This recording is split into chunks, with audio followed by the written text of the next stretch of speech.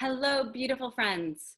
What an incredible journey we've just been on for the last 10 days. And my heart is just wide open. I'm so deeply grateful to share all of this with you. And it really has been like a deeper call that's brought me into this. And I felt like it would be a really wonderful way to close, to have an interview with me so I could share a little bit of what moved me into this, because I feel like there's a lot of deep inspiration inside of me that I want to share with you, with the world, with all of us. This whole summit has been an expression of that, but I thought it would be really wonderful for us to sort of dive in on that level. And I also received some really wonderful, loving emails from many of you actually asking for this. So I thought I would absolutely go for it. And I couldn't think of anyone better than my dear, beautiful soul sister, Shirley Joy Weiss, one of our incredible speakers, to jump in and hold space for me. So Shirley, thank you for doing this. My pleasure. I couldn't think of anyone else I would want to interview more, because I mean, not only the depths of your wisdom, but how deeply you have really taken the time to integrate everything you speak. I mean, you walk your talk on such a deep level. And to me, that's the most powerful wisdom that comes not from a book, but because you've seen it, you've held it, you've experienced it yourself. And when that kind of teacher talks, you don't even have to be eloquent. It's moving, it's amazing, it's impactful. And that's the kind of teacher I know you to be. And so I'm really excited to be here. Thank you, sweetheart. And on that beautiful blessing, I'll turn it over to you to guide the way. I'll say it again, I'm just so excited to put the spotlight on you. And also because, this summit, it's almost like the culmination of your work. It speaks to almost every step you have taken along your journey. And I have had the privilege of knowing you for many years. So I've seen a lot of these steps, and I've seen a lot, not only the steps that have made you who you are, that inform your work, but the parts of you that make you so bold in your actions to really make it not about you, but go out in the world and do such good things. And I've gotten to witness some of the most tremendous offerings that you've created. And I want the audience, listeners, to get a peek into your world, because your world, your story, it's a message in and of itself.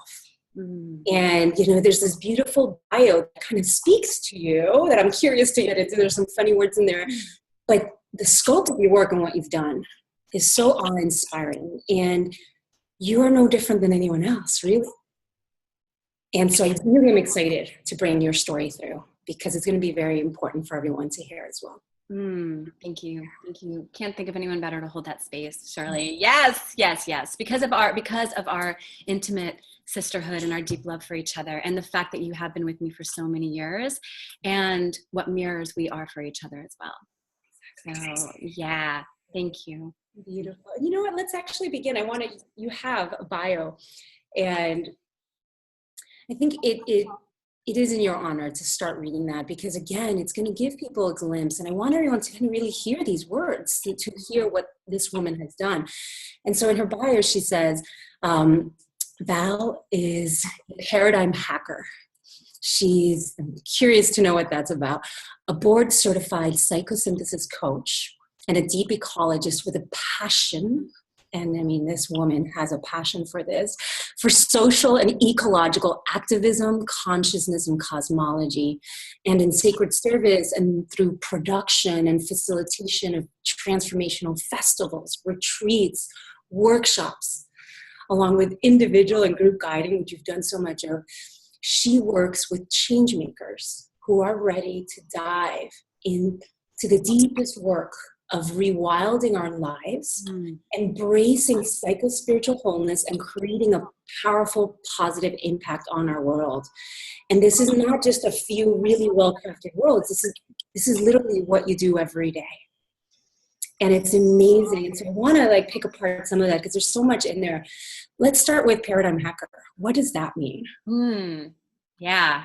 That's where we need to start. Because really, I think at the heart of it all, comes down to this. So a paradigm is our worldview. The way that we see the world around us and our relationship to life, the things that we take for granted as absolutely true, our belief system. And that forms from childhood, and it moves in us and through us through our entire lives. And the choices we make and the thoughts we think and the stories we tell about ourselves all come from this inner core belief system, this paradigm that we hold. So there's there's different levels to that. But as a paradigm hacker, it's really just a fun term that I like to throw around and play with because it does invite the question, which is what it's all about. I hold space to invite us to ask those deeper questions about who we are, about what we think we know to be absolutely true.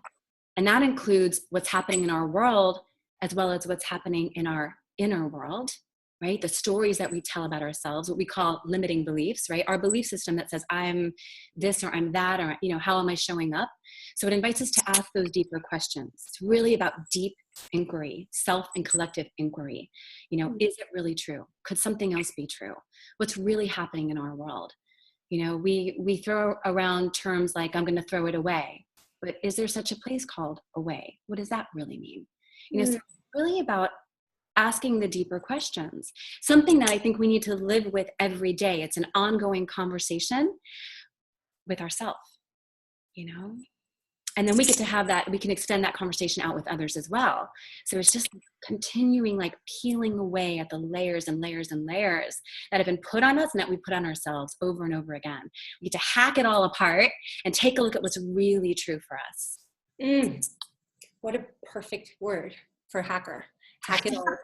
Hack it all apart, because that is what it's about, right? One of the things, for those of you that may or not know, we really have been very close friends for a long time. And I remember me and her have had a conversation that it's been a thread that we've discussed a lot in my observations of her.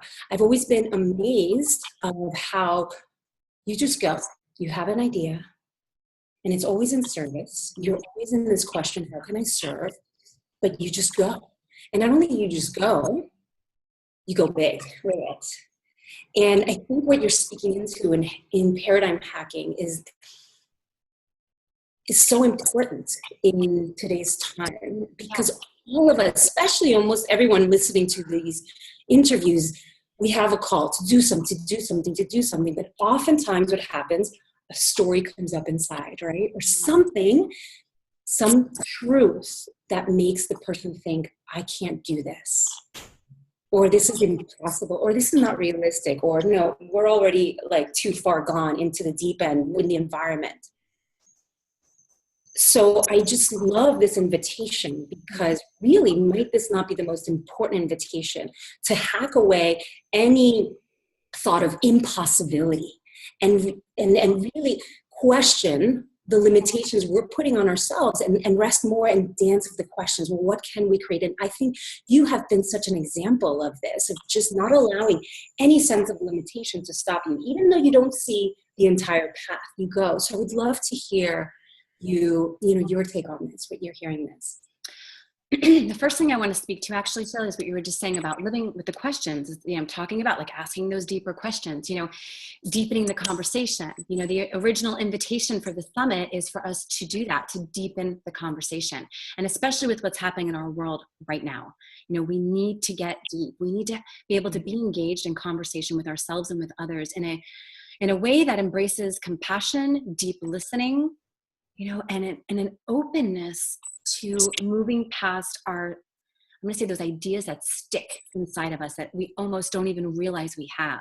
So just to start there, because the great invitation of this moment is for us to dive in deeper to who we are and how we're being invited to show up, and we were talking earlier about how this summit has really been a reflection in so many ways about my journey you know, when I thought about who am I inviting, my immediate thoughts go to like everything that I've been so alive with and so passionate about, the things that have broken my heart open and allowed me to dive in deeper to who I am in the most holy way, holy and holy way, you know, to really recognize myself in that space. So like we launched the summit with Brian Swim, you know, Brian Swim, cosmologist Brian Swim has been a huge mentor for me, way past a decade, you know, and because when I think about how are we showing up right now, how do we play big, you know, how do we ultimately show up in the deepest place of service, where that stems from, for me, is recognizing that this is something so much bigger than me. You know, it's not just me bringing this, even though it is me bringing this, it's something else pushing through me, a deeper wisdom that wants to be heard, that I know that our world needs to experience right now. So when we start to understand ourselves in terms of the universe story, when we get ourselves in the context of 13.7 billion years of evolution unfolding, of life learning, of deep wisdom being passed on, not only genetically in our DNA, but also culturally, how we do things like this summit and bring this kind of wisdom to so many people who then bring it to others, and on and on and on. So doing something like this becomes the greatest kind of service. And it's totally powered by my recognition that we are so much bigger than this. And that the greatest call for us right now is in recognizing that we have this unique gift of conscious self-reflection, self-awareness. That's the great gift of the human species. And when we allow ourselves to tap into that and live in this ongoing conversation, right? We're constantly, you know, reflecting on ourselves, how we're showing up, if it's in alignment with who we truly are and what we want in our lives, right? If it's in alignment with the greater vision, the greater story of who and what we are, right? When we are empowered in this way, we get to not just be pushed along, but actually make powerful choices to bring ourselves along in the most powerful way. You know, so like being in conscious self-reflection means I'm constantly reflecting upon myself and asking those questions and showing up. You know, and if something doesn't feel good, I'm asking why. And if I create a behavior and a habit of behavior or thought that doesn't feel right for me, or there are actions attached to that, you know, the behaviors that equal the thoughts, which equal the feelings, which motivate our behaviors, which become our habits, right? Because we kind of move through that process. When we start recognizing habits in ourselves that are not in alignment with this greater vision of ourselves as universe, you know, as this empowered being that can make these choices, we get to stop, reflect, and correct, and move forward. We get to create new stories, you know, that bring us into the next level of our being. And when we're each living in that space, we collectively create the greatest transformation. We move ourselves literally into the next level, a quantum leap in our consciousness, you know, tapping into a deeper awareness of what we are and who we are as universe. So all of this is what empowers me and moves me into these great projects where it's just an absolute, like, I have this idea and I can do it. It's totally possible because it's just something even bigger. When I get a hit that this needs to get done, you know, there's not a thought in my mind that says, can I really do this? Like, no, if it feels right and I'm resonating with that, I can't possibly not do it. Because being in service to the world means giving everything of myself so fully, so wholly. You know, it means diving into myself and doing the inner work so I can be my best, my greatest self, because that's what I want to give to the world in service. You know, it doesn't do the world or myself any good to shy down and say, I can't do that. I'm not good enough. I'm not ready. You know, as soon as I start saying those words, I'm like not in service to the world anymore. You know, I'm hiding behind those limiting thoughts and ideas and stories and habits and all that stuff. You know, and even if it comes up, when we really start shifting our awareness of self into this greater paradigm, this greater world view, even cosmic view, let's say, you know, then we can, even with these fears and thoughts and ideas and habits, we can still take the steps necessary. We can just move with it, do the things we know we need to do until we really start feeling like, I can do this. Yeah. You know, it all starts somewhere. But that core, you know, it's really tapping into that core invitation. That's, you know, something so much larger than our individual selves. So that's what has moved me in my life, you know, to create projects like the summit, you know, these great grand festivals, even like little workshops, even the first time I ever created anything ever. And I was like, I'm going to just do this. What's the worst that can happen? You know, just dive in, go. I don't even know how I'm doing it yet, but I'm just going to start calling some of my friends and let's get together and let's just, you know, start somewhere, you know? And then when we start doing even the tiniest step, the first step, and we feel like, I can do this. Maybe I didn't do it perfectly, but I learned something from that. So now the next time I'm going to shift that and it'll be even better. Bam. So the more we start acting on it, even with our fears and our ideas that seem to hold us back, the more we start getting the feeling that I can do this.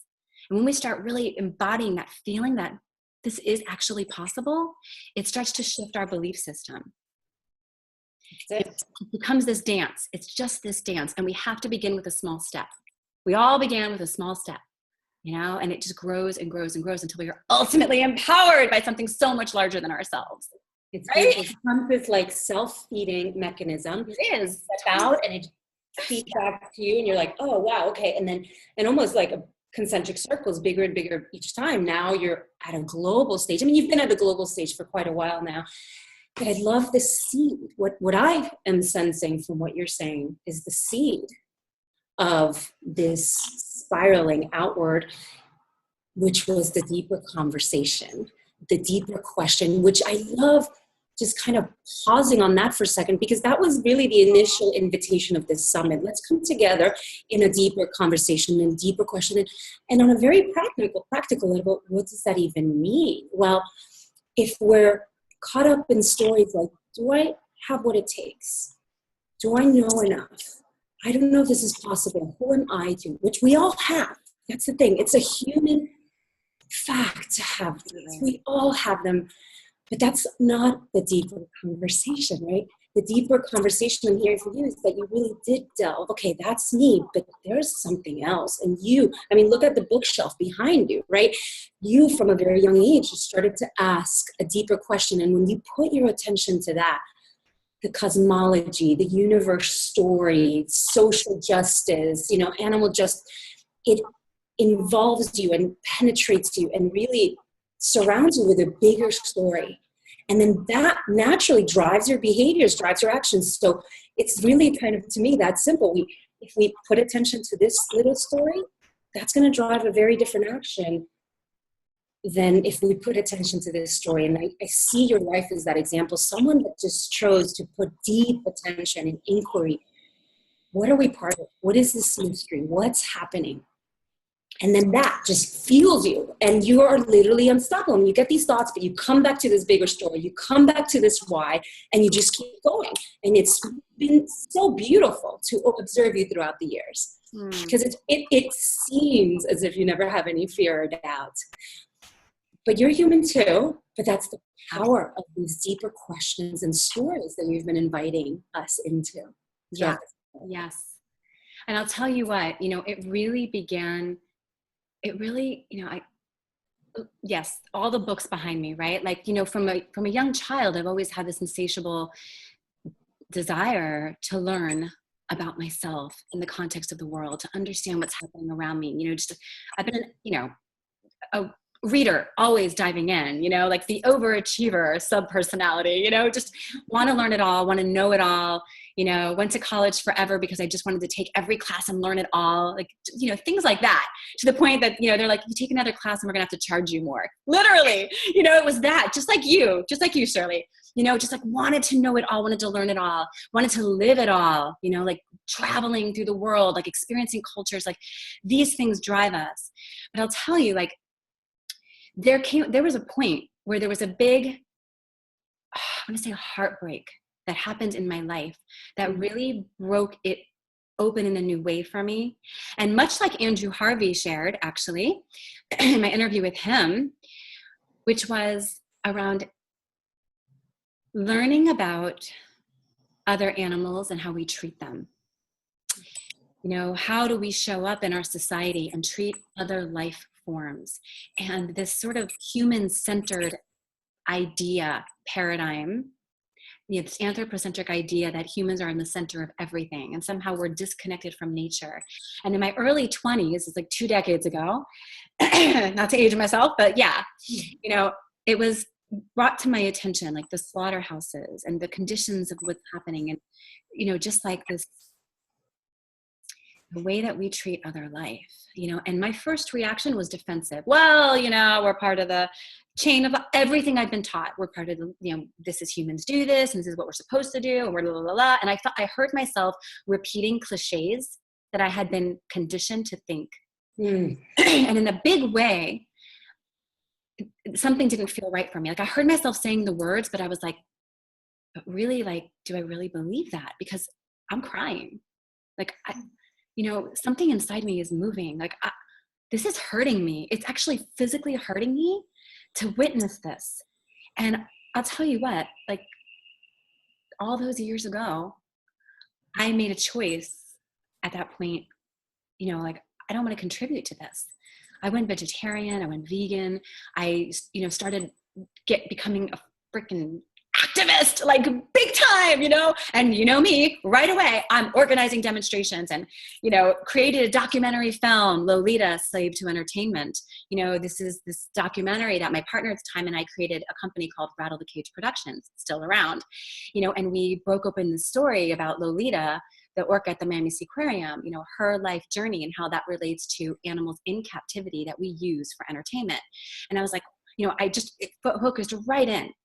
And right away moved into a leadership role in that context, you know, something that I had not really done before, but I felt so called because I felt so impassioned by this, because I was just so like, it was like, what?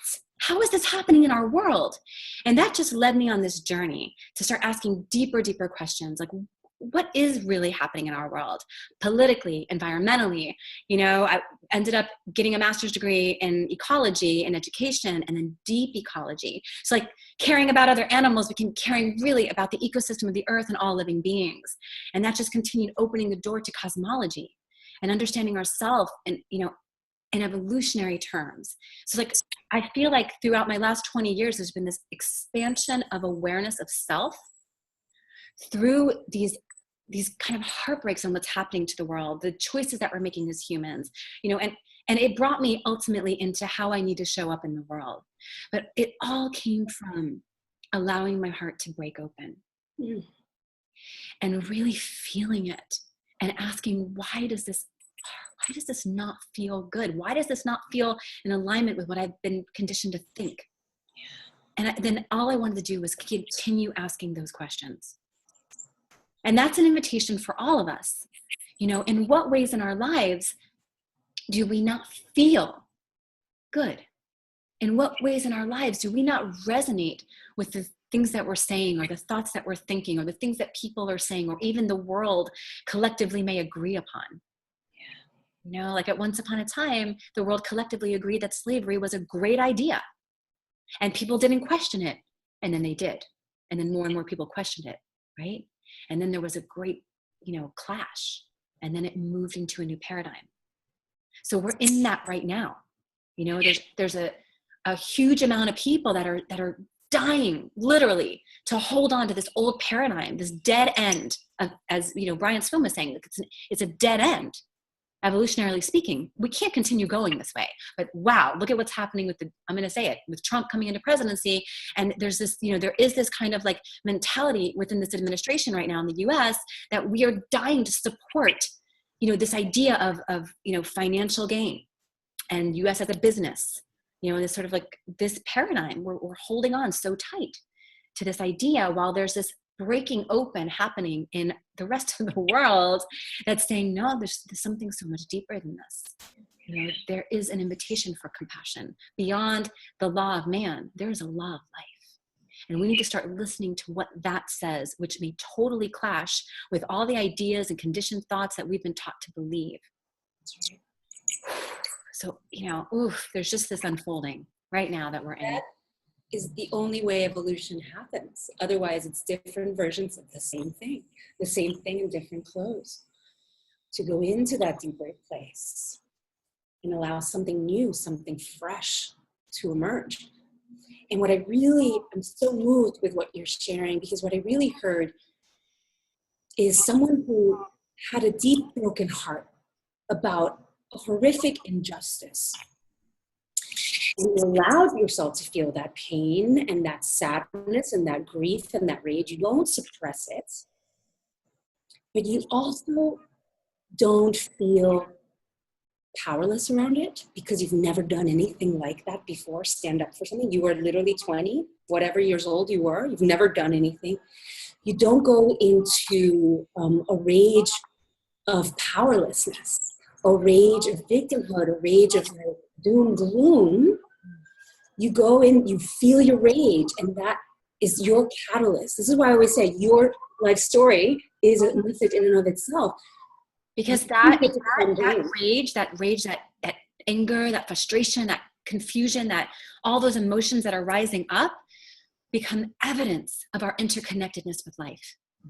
You know, when we're feeling beyond our individual bodies, like, you know, when we see an old growth forest torn down, like, I mean, I remember going on road trips when I was younger and seeing like the side of a mountain, like shaved bald is the best way I could describe it. And I was like, oh, ouch. That's it. You're feeling the earth. You're feeling beyond your body, and that becomes evidence that we are so deeply connected, that this is a total extension of ourselves. So that anger, that really is our passion for justice, what's right and good and holy in this world. And so rather than being paralyzed by it, we have to say, okay, I'm feeling this. I'm feeling so much right now. What can I do with this to move it into the world in this powerful, productive way?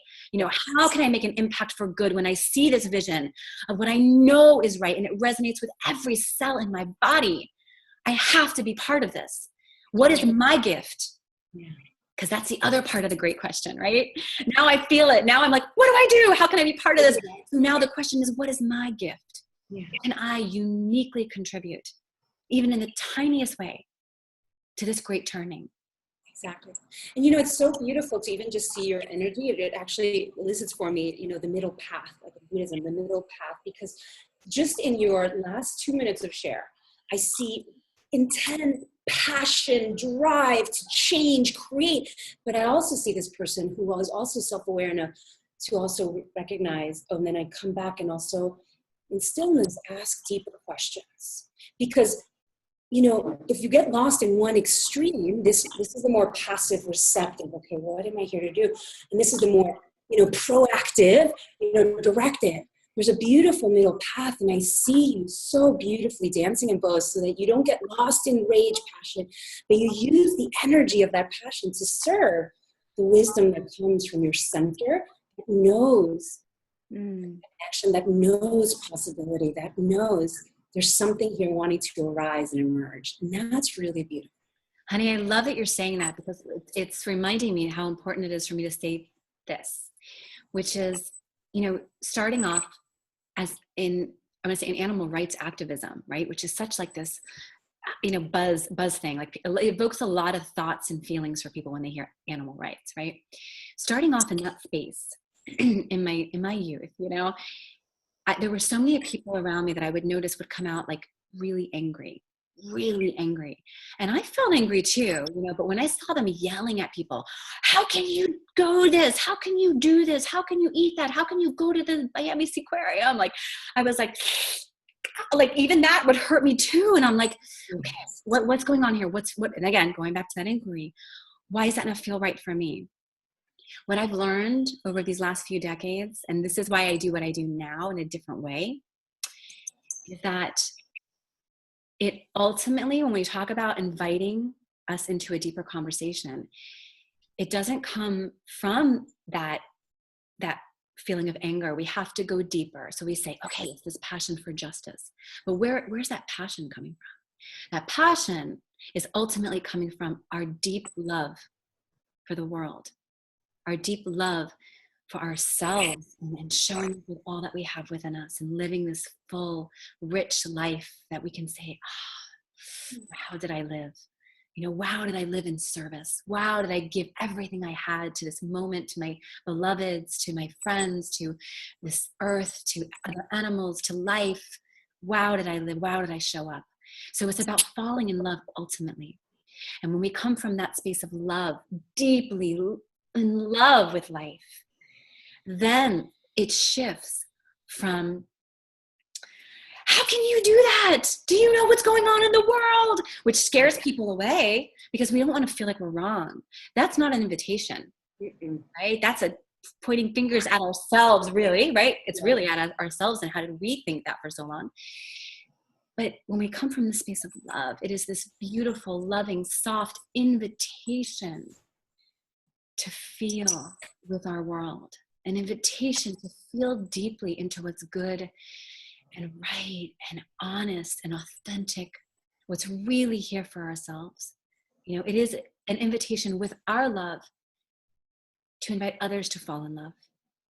And so when we say, like, it's all about love, it really is. And without sounding too like, new age or anything, but really bringing it down into this rooted, grounded space of like, we're here.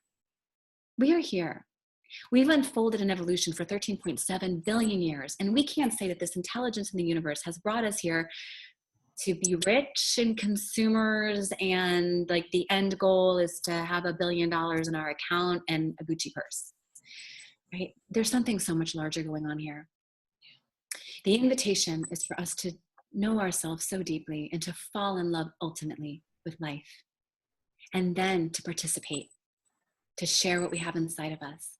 And in that sharing, we become part of this cultural DNA, this movement, this evolution, this conscious evolution, which is the evolution of our consciousness. As we become more complexified and understand ourselves more deeply, we open to the consciousness of the universe.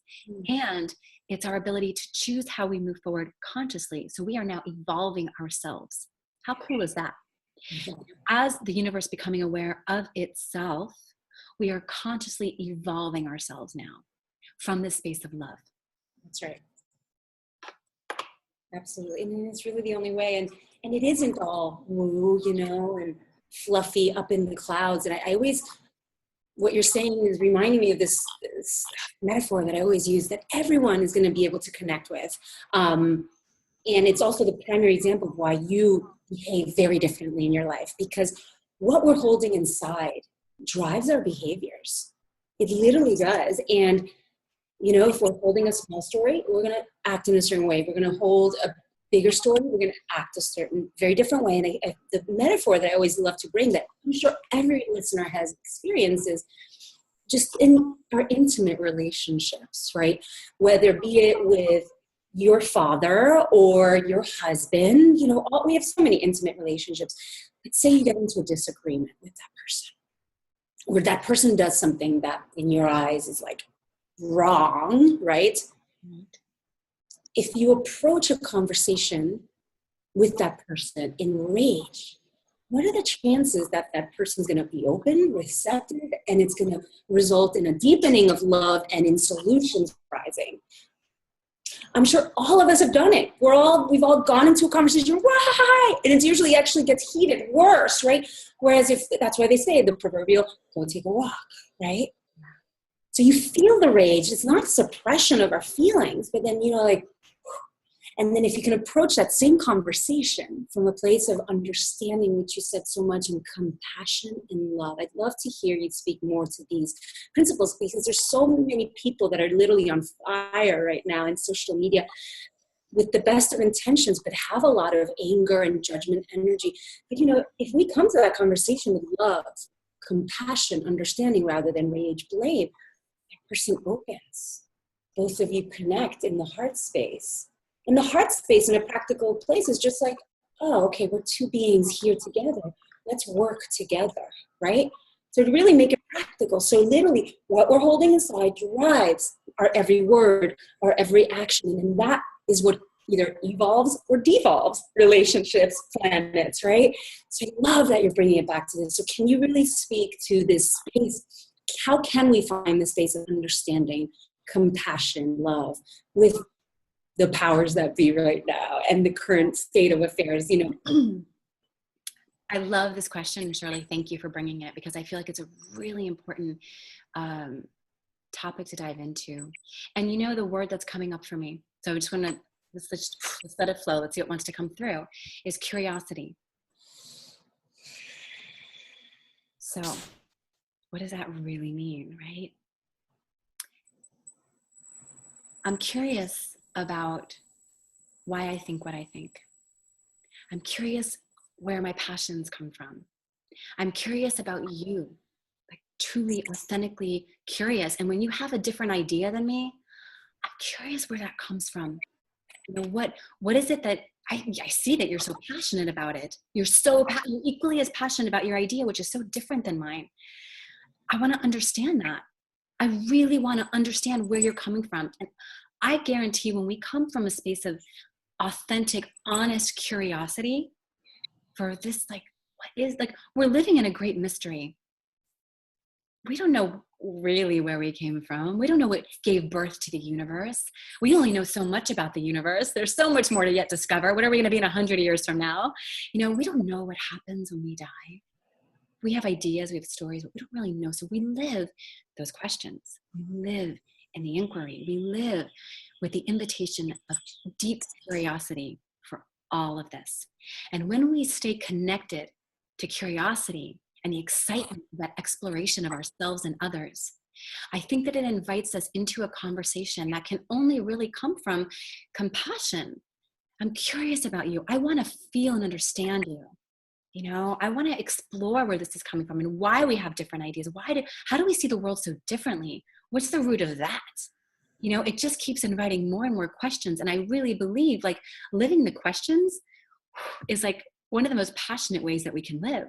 Exactly. You know, all of these books behind me, all the things that we're talking about, every single interview in the summit, all the festivals and the, you know, everything I've ever put together, it's all about, like, let's get into the questions. Let's be curious about who we are, you know? And so I think when we approach that, especially this, what feels like this impasse right now, you know, people are just calling names and they're just so angry and they're not listening, you know, but at the heart of deep listening is curiosity, right? It's all right there.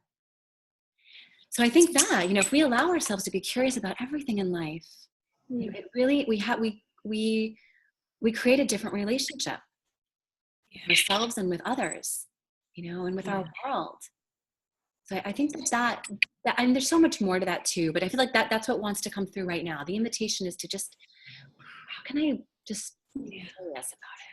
Well, I think curiosity, I mean, literally when you said that word, that my hairs rise, you know, because I'm sure even Einstein, scientist, right, was hearing that, because to him, a lot of people fear questions like, how do we do this, right? But scientists love questions. It's not a how do we do this, it's how do we do this? They don't have the answer. It's all about how we relate, right? And curiosity is the gateway to what we don't know. Yes. It's a being in an embracing of not knowing, not being righteous about the other, or righteous about what's possible. Because sometimes we can't see evolution. Progress happens when something comes from the nothing to the something, from the formless to the form, from the beyond. We don't know, like you so perfectly said, it's all quite a mystery. But the only real place that progress, something new, that can come in is in that open spaciousness of curiosity. Yes, it's been like that. We might not know the new bottle, but we have to invite the question. You know? And so it's with the life progress, you know, the collective progress, and in the interpersonal, in that spaciousness. You know? And you know, the beauty of this too is about really, like, how can we feel comfortable with not knowing? Yes. Because we never really know. We have stories and ideas and we have a vision of what we're creating, but we don't know what the next step is really going to look like for us. Okay. Unexpected things happen all the time, and they will continue to happen. You know, life is full of unexpected moments. You know, we can't possibly know them all. And if we knew everything, what would be the point of living? Exactly. The point of living is to dance with the unknown and to be so just to be such an, I don't know, and to embrace this great mystery, to embrace the not knowing and the unknown, and to live from that space.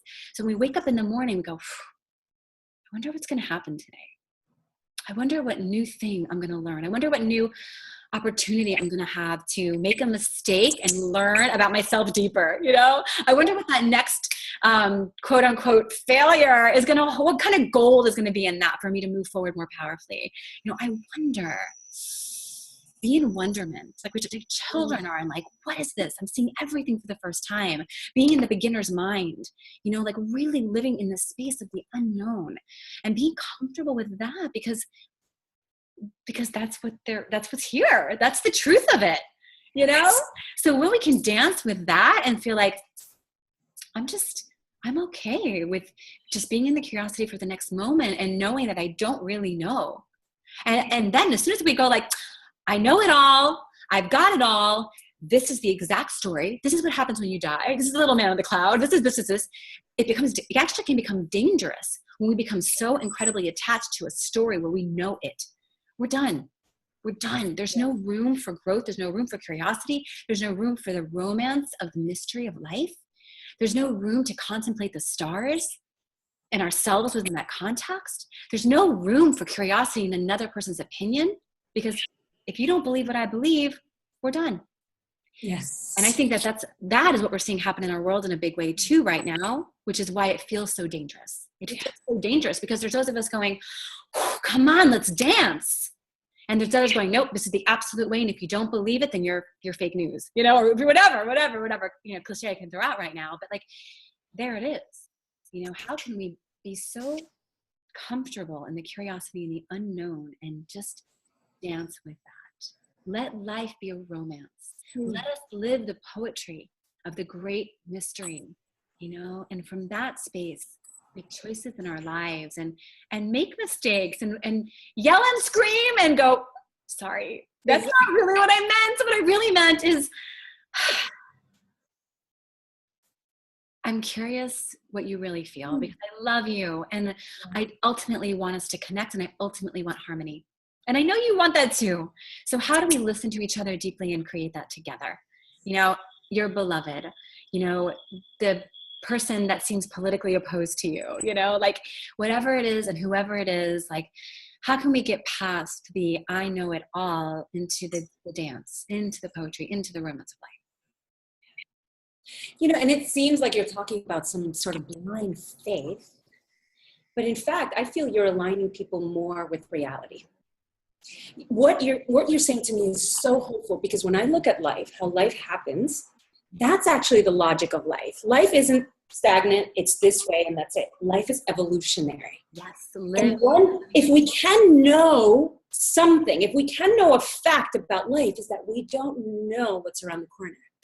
And something is evolving and we can look at it. And there's so many of us that are very, very educated and well-versed and steeped into the social and environmental circumstances that actually feel more hopeful than ever, because we're not just tuning into those stories, we're tuning into the entire story. First of all, we know that something's evolving. You know, a friend of mine is in media and social media, and he's in Sundance right now, the Sundance Film Festival that's happening. And he shared by live video this morning that he's so excited because just a few years ago when he would go to Sundance, there was, you know, it was mostly Hollywood entertainment type films being played and programs, entertainment, Hollywood. And there would be like the one token event one night that was focused more on socially relevant issues, you know, environmental issues, right? And he said that the entire festival this year is basically 100% on social and environmentally relevant issues.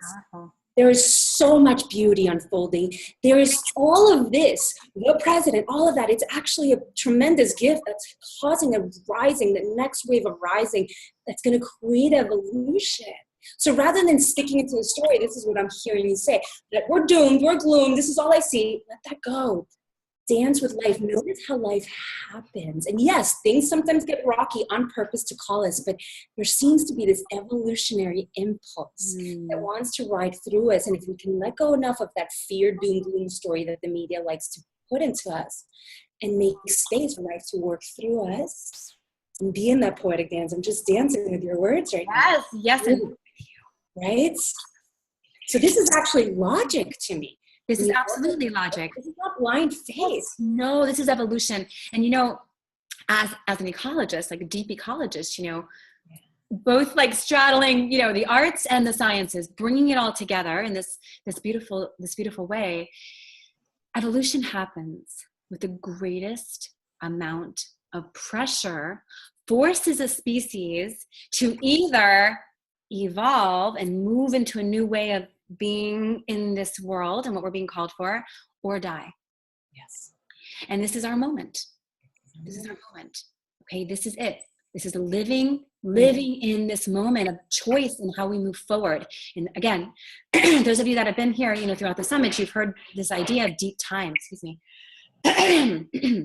So we're not just talking about this year, right? We're talking about this deep span of time, because things happen slowly in evolution, even though it seems to be accelerating right now. It really does. But this great invitation now is what's happening in our world is creating the greatest amount of pressure for the speciation, which means this sort of shift in what it means to be human. How we're showing up as a human right now is kind of shifting in a new way, culturally speaking, right? It's not so much a physical shift that's happening in us as it is the shift of awareness, self-awareness, self-reflexive consciousness. Okay, this is what we've been talking about in so many ways throughout the summit. And so we're being invited into that right now in the most powerful way. And that's why we keep seeing these amazing articles coming out from the greatest thought leaders of our time, talking about how what we're witnessing is our shadow. What we're witnessing is a great invitation for us to recognize ourselves. What we're recognizing, what we're given is this opportunity for us to literally become so activated and aware and present and ask the deeper questions and start paying attention. And don't you dare go back to business as usual, because business as usual is what created this in the first place. Yes. Right? So we've got half, not even half, right? Half the population of the US trying to, go back to the extreme of business as usual. And the other half of us going, we cannot possibly go back to that draconian way of being. We have to move into this next paradigm. This is the great global shift. This is the great paradigm shift. This is the great turning that we've been talking about. One of my mentors, Joanna Macy, really works with this term, the great turning. So many of us do, which this is that moment. We have the great unraveling happening faster and harder. And it feels scary. It's all happening right now, big time. And the great turning, and it's all happening simultaneously right now. Yes. And the great thing is, and one of the reasons for me putting the summit together with all of these incredible visionaries, including you, Shirley, is because we get this on the deepest level of our being. We're teaching it and sharing it from these different points of view, these slightly different ways that are incredibly complementary.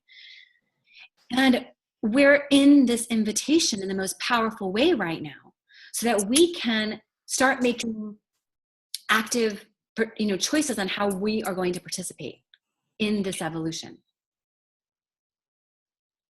We're in it. We're totally, completely, fully immersed in it, whether you like it or not, whether you want to believe it or not, folks.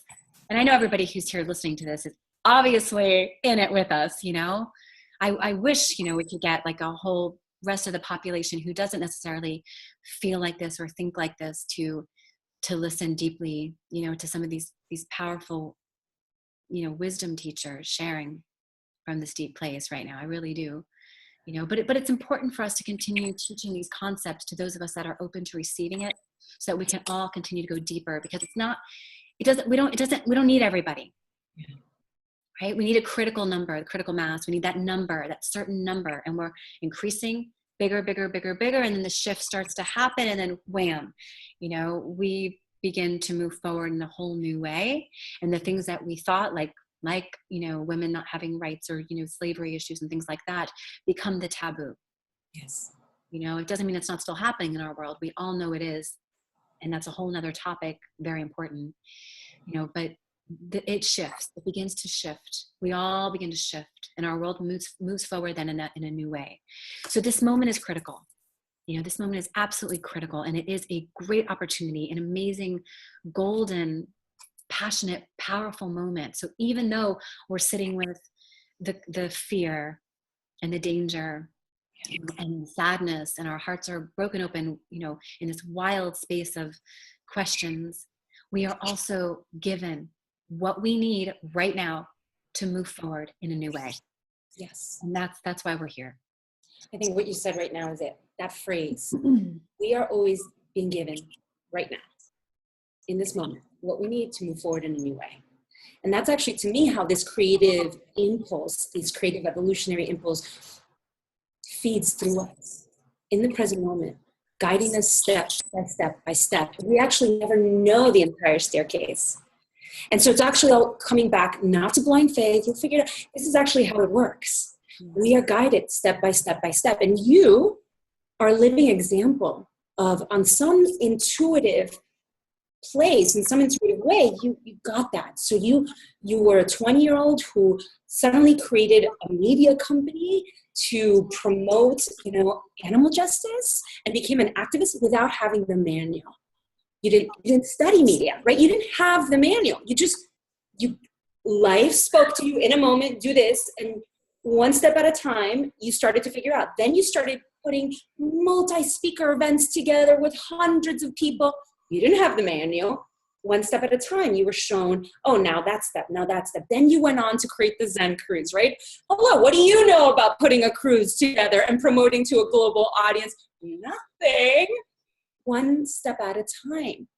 And so I just really wanted to highlight you as the perfect example of that, because I'm sure having placed the spotlight in this point in the conversation on this huge pivotal moment in history can also maybe make people contract and well, what can I do in such a huge pivotal event?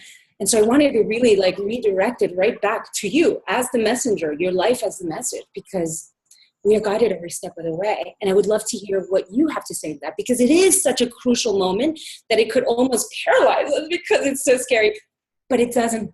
So I would love to hear you speak to this.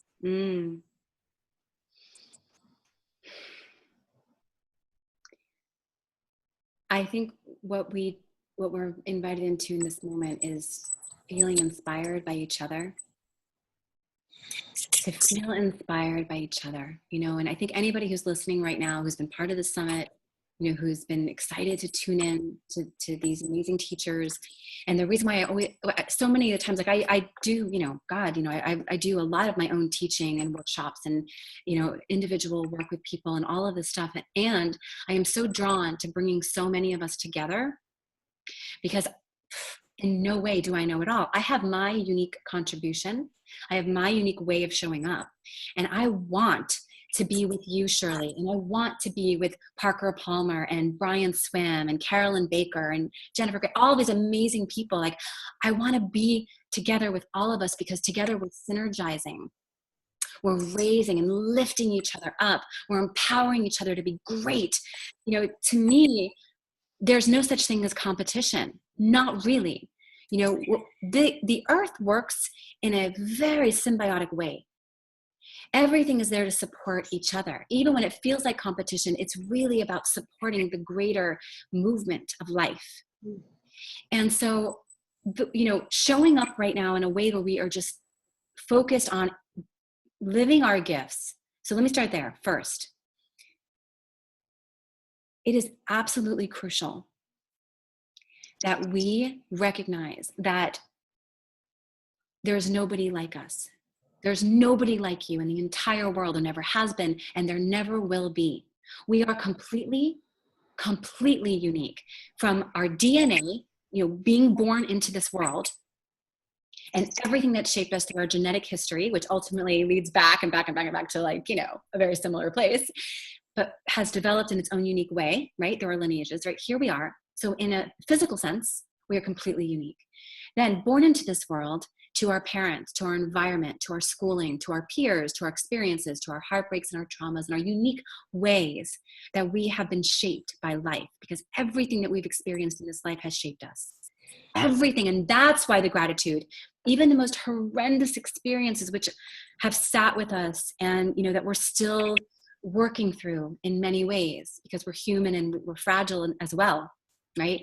So, but all of it has been here to shape us into the person that we are right now in this moment, you listening to my words, me speaking these words right now. Completely unique.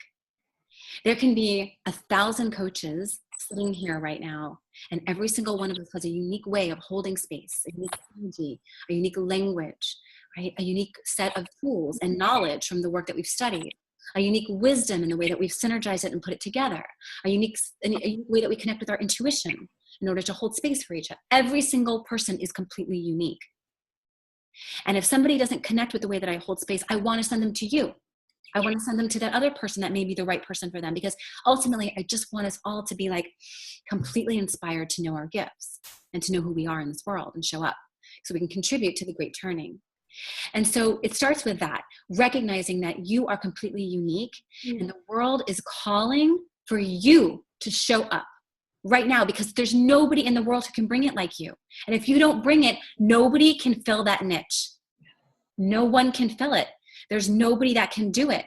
So we need you. We totally need you to show up in your way.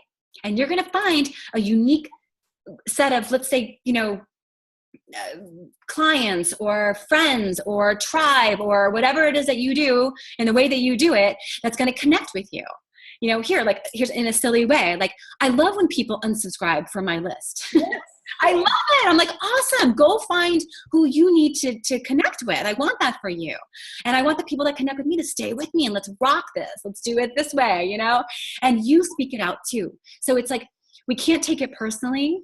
We just have to open ourselves up to the unique people that hear things in the way that we do. And then that becomes our tribe. Now we can inspire each other.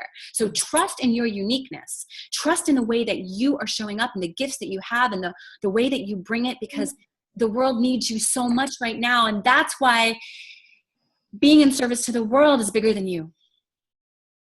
That's why even with your fears and the things that you're, you know, even in the ways that you feel scared, you know, like you still need to figure it out and show up and do the inner work in whatever way you need to do it. Right now, we all need to do it. I'm doing it. Shirley's doing it. Like, we're all doing it. We continually do it because it's a continuing conversation. We're always doing that inner work so we could show up more powerfully in our outer world. That's why the work of psychosynthesis speaks to me so deeply, because it's inviting us into that inner work. And the work of cosmology and social and environmental and political activism speaks to me so dearly, because it's how we're showing up in a larger way. All of it needs to be present simultaneously in whatever way that means. So know your gifts, trust in yourself in that way, and show up powerfully. You know, I think that's the beginning. That's the first step. And when you do, you will not only feel your own inner sense of inspiration and be totally inspired in your own work from yourself. You're going to inspire yourself, you know, but the way that you show up so honestly and authentically with your unique voice is going to inspire so many people in ways that you will never know. That conversation in a restaurant with your friend, someone overheard, went and looked something up online, and it set them on a journey that completely changed their life. We affect people in ways that we do not know just simply by being ourselves. And that's the second part of our realization in this moment. That we show up in and of ourselves and do that inner work so that we can be the best, most powerful us that we can be, because we create a ripple effect in our world and ultimately collectively engage in transformation, one of those beautiful powers of the universe that moves us forward evolutionarily in our evolution, our conscious evolution. So there it is, like inspiration, trust. Oh my goodness. I mean, you're really, for some reason, this is just really coming up a lot in me today. I've been hearing you talk. You're not bringing forth some motivational, inspirational poetry. As I'm hearing your words, you're literally talking facts of life, how life works. And you just named two principles of, we can call them principles of life, that life kind of knows what it's doing. And every every piece has its role, right? Every little bee on this planet has its role. I mean, one of the most fundamental roles, but I want to just use the bees as an example just to like really affirm what I hear you saying. No bee is like, I'm just a little bee. What can I do? You know? No, by you doing just your little simple self-buzz thing, you're saving the planet, right? Einstein said that if the bees disappear, we're gone in 4 years, right? Something like this. Yep. And I was thinking about this the other day. You know what? Our country runs not just on the president, but the janitor who cleans the federal building. Every piece, just like every butterfly and bird has a purpose in this. When you study nature, you see that even the plants going around each other, they have these collaborative, supportive purposes. They're not trying, the little bush is not trying to be the tree. It's just allowing itself to be itself. Yes. And when you're yourself, you're your most powerful. You're not trying to be something else. That little bush can try to be the tree and he's going to exert all this energy, never going to happen, feel bad about itself, where it could just be the bush. And what is the bush? Maybe the bush is just you suddenly just get an idea. Wow, I would love to see a panel talk about this thing. I'm scared of speaking in public. I'm not going to do it, but maybe I'll plant the seeds in some people that I know and they do it, right? Just following that impulse of what comes to you. Like you said, trusting you, who you are, and not only that you're enough, but you're exactly like every bee and bush, exactly how and where you're supposed to be. Yes. And I feel like that leads so beautifully into the next thing you said, because when we are accepting and trusting of ourselves and allowing ourselves to be, our energetics are going to be different and, you know, ripple just in our being. There's another person living in love, living calmly, living service, you know? Yes. And even that's logic. Science has proven that we're in a field that we all are connected to. So again, you're really speaking to just pure facts of life that we need to wake up to. That's self-inquiry. Let's wake up to the realities of how things are. Nothing to feel bad about where or how you are. Embrace yourself fully. Be yourself. Be your gifts in the best way you can. And then show up lovingly each and every day. Because even that's going to have a ripple. I mean, you're powerful, honey. Oh, honey. Yeah. Thank you. Thank you. I mean, that's, you know, awaken to wholeness. This has been our journey, right? Awaken to wholeness, awaken to ourselves, the deepest sense of what it means to be you, to what it means to be human, what it means to be part of a, you know, universe story, right? What it means to be part of an earth community, right? Awaken to wholeness. You know, this is this is it. This is what we're invited into right now. So it feels, you know, it feels really good for us to be just in this right now. Like everything is here. Everything is here. It's so important. You know, life is a great experiment. It really is. You know, life is always experimenting. It's experiment in the sense like the intelligence of the universe is experimenting with different life forms. Oh, what's this? An eye. I want to see myself. So I'm going to create an eye. Here, like, how can I make that better? How can I make that better? You know, it's constant experimenting, you know, and so we are too. You know, our life is a great experiment. We're constantly experimenting with ourselves in the ways that we're showing up and what really brings us to life. You know, and that's an important question. You know, what brings you to life? What makes you feel so alive that you just like resonate with your whole body, this incredible feeling of love and life and presence, and you're just so excited to be here and everything feels aligned. You know, what are you doing when you feel that? Where are you when you feel that? You know, these are great places to start understanding ourselves on a deeper level. You know, our own sense of wholeness. There's so much. You know, we could talk about this forever, but I think we're really capturing the heart of it right here, Cheryl. I do. And I want to I got to do this right now. I'm sorry. I just had to lift that light. It was too much. Sorry. But yeah, you know, this is it. This is it.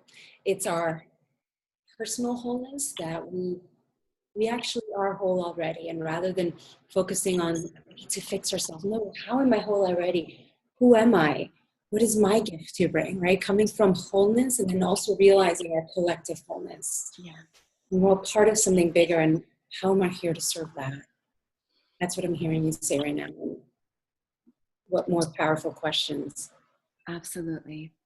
You know, I'm feeling into just the importance, you know, like of this moment and how precious life is.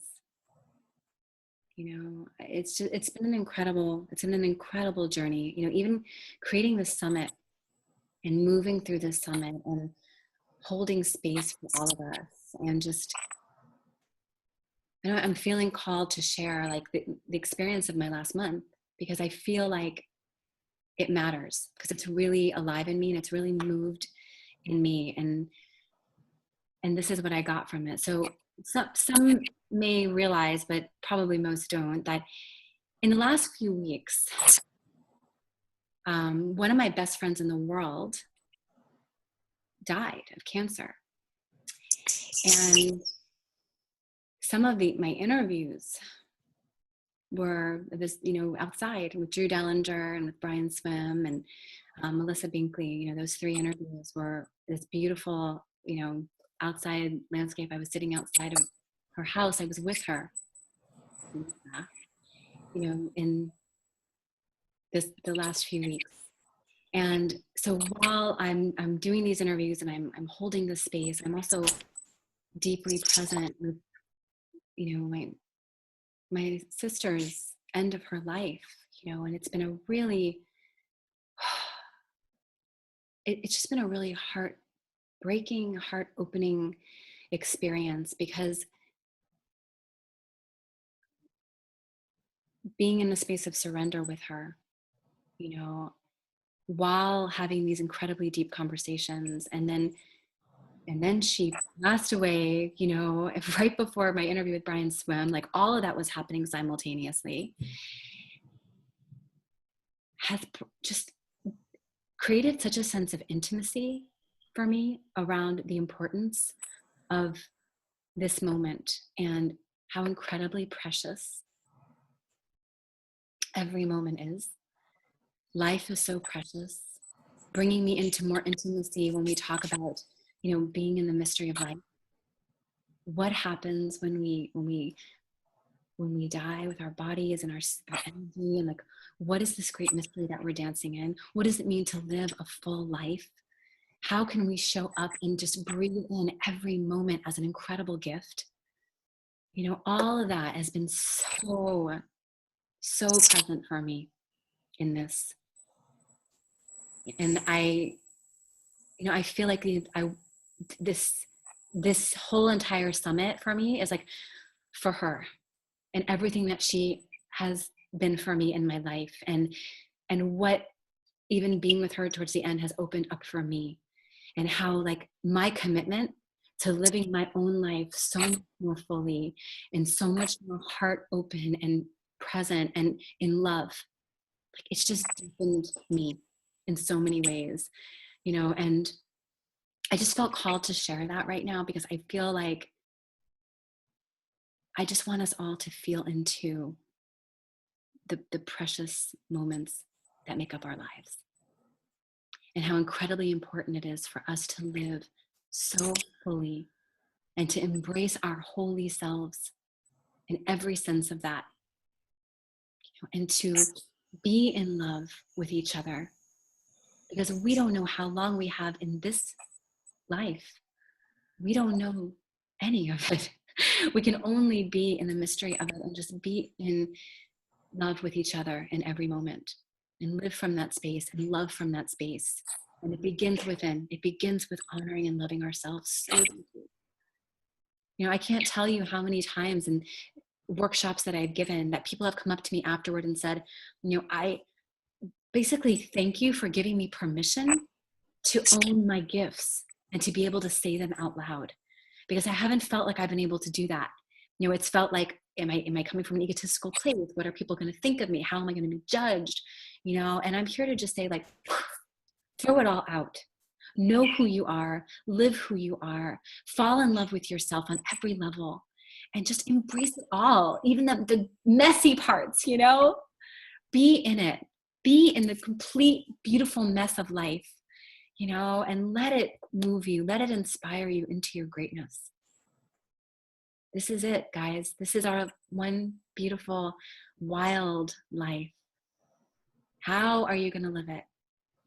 How are you going to be in sacred service to yourself, to your family, to your children, to your beloveds, to your friends, to the people that you think of as enemies, that are opposition? Like, how can you be in service to everyone? How can we be in service to this earth? How can we be in service to the greater vision of what we're being called for right now? That's it. That's it for all of us, to ask that question. How can I serve?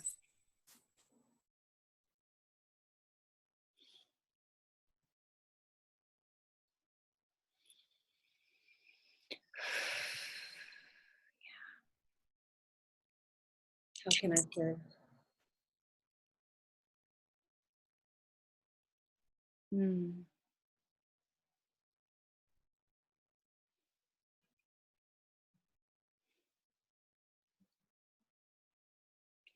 I'll tell you, Shirley, I had a vision for this, and started putting it together, and things unfold in their own ways, no matter what we envision, and it's been so inspiring to me. 1,000, 2,000, 3,000, like thousands and thousands of you, beautiful beings around this world, have felt into this call and have said yes and signed up to be part of this journey. And I know that it's overwhelming, and there's over 20 hours of interviews, and I guarantee you all haven't been able to watch everything. Obviously we have our upgraded pass, whatever, but it's here, and I hope that you've been at least able to watch the ones that you are called more deeply into, because there's so much here. But I am so inspired by how many people have said yes, and how many people have been writing to me privately and posting in our Facebook group, and sending me messages in every form and way. It's been so inspiring, because it just brings me into that word that we talked about a little bit earlier, this word is hope. Because the ground of everything that we are living in this moment is hope. We get up in the morning because we have hope for our world. We are engaged in how can I serve because we have hope for our world. We are falling in love with life and giving ourselves this deeper sense of hope. We have so much right now, right here, and what a blessing it is to be alive in this moment, and to be part of this great continued experiment of life, and to really be with all of you on this journey. It's about community. None of us can do it alone. We all need to do it, but we also need each other. And that's why my work is so focused on building community and inviting us together as community, because we are so much more powerful when we come together. So we're here. We're all here. Every single one of you that said yes, that is here right now listening to this interview, that you're here all the way through it. We're here. This is our community. This is our tribe, and it's going to continue growing. And there's other tribes all over the world just like this, totally engaged, totally empowered, and all of us with the same heart and the same intention, the same centered feeling and experience of hope. Yes. And now it's time to live it. Exactly. And that's it right there. That's it.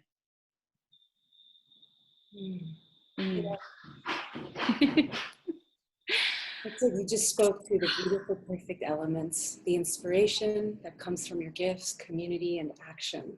And if we all live those three in a space of love, things will happen. Take one of those out of the equation, it gets bumpy. So let's all hold those 4 elements, right? Yes. There it is. There it is. Beautiful. And I think that's a wonderful way for us to wrap this up and bring it together and just feel fully inspired, breathe it in. Inspiration, breathing in that spirit, allowing ourselves to be totally, fully alive with life. The inner and the outer world, totally ignited, totally ablaze, totally impassioned, wrapped up in the poetry of this beautiful moment. There it is. We are here. We have come. to be danced. So I want to thank you so much, Shirley, for holding space for me and for us. And I think to everybody who has said yes, and, you know, been part of this journey, you know, we're going to continue, you know, we're just going to keep it going. This is not the end. This is only the beginning. It's always just the beginning. I love saying that because it really is like, there's so much more to come.